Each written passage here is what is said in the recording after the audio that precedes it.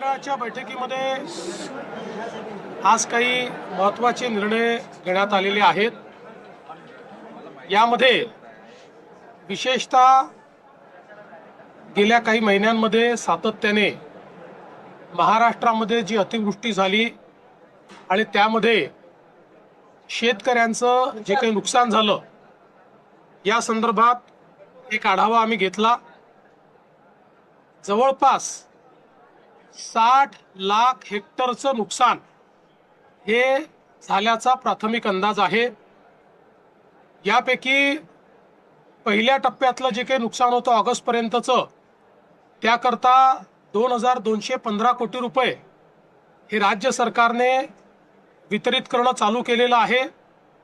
KYCचे जी काही अट होती ती शिथिल करून ॲग्रिस्टॅकच्या रेकॉर्ड प्रमाणेच हे पैसे देण्याचा आम्ही निर्णय घेतलेला आहे आणि त्या संदर्भातली कारवाई आम्ही सुरू केलेली आहे। असाही निर्णय करण्यात आलेला आहे